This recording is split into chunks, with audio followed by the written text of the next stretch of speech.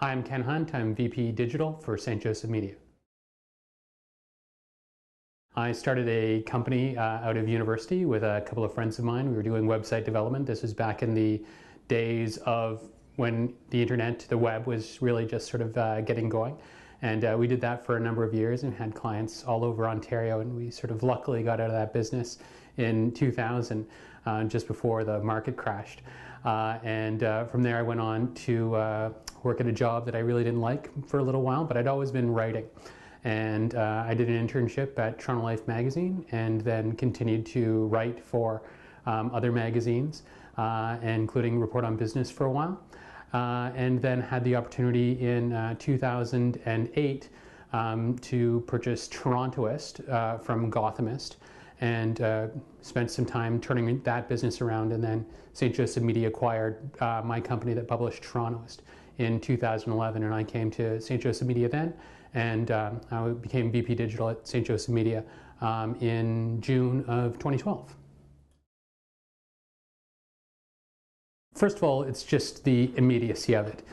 There's no other form of media that puts you as close to your audience as digital media does, whether that's through comments or through other kinds of interaction, social engagement.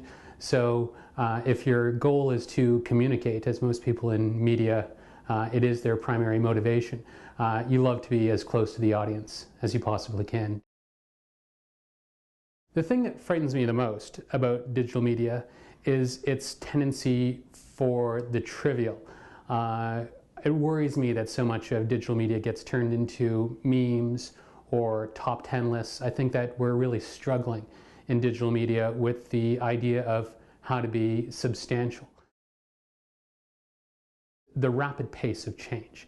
If we look at newspapers or magazines from 50 years ago, or especially 100 years ago, they look like unreadable masses of text to us. If you try to scan a newspaper from the 1870s, you're confused as to how any person approached this product. And I think that there's a natural evolution that happened to the newspaper industry and to all forms of media over time, where things became much more readable, much more friendly over time. The use of white space, the evolution of design. That exact same thing is happening in digital media and online, on the web, on mobile, only at a much more rapid pace. I think that there is very little chance that 10 years from now anyone will look at even a successful web property now and say, they were so prescient. They had it all figured out, even so long ago. They knew exactly how to deliver this content. So I think that there's a massive space of learning that's to be done. And the future belongs to those who can learn the quickest. One of the most inspiring stories, I think, in terms of how digital media helps build an audience, I think comes from Toronto Life magazine. Toronto Life magazine is a great print product, probably skews a little bit older, a little bit richer than most of our online audiences. And when we look at the actual print circulation growth of Toronto Life magazine over the last couple of years, we've actually seen the largest uptake amongst the subscriber base in younger people. And I think it's safe to say that without a strong digital media property, without a strong website that's able to do its own things and introduce new people to the brand, that we wouldn't have that subscriber growth even in the print product. So I think that digital media affords a new way to introduce yourself to audiences.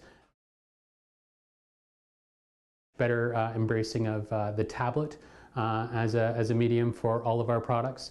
I think subcompact publishing, which is probably one of the big movements in publishing today, especially online, where you strip away as much as possible from the reader experience, from the too much flash around the experience, and just try to deliver as much content as quickly as possible in a format that's as reader friendly as possible is something that we're concentrating on.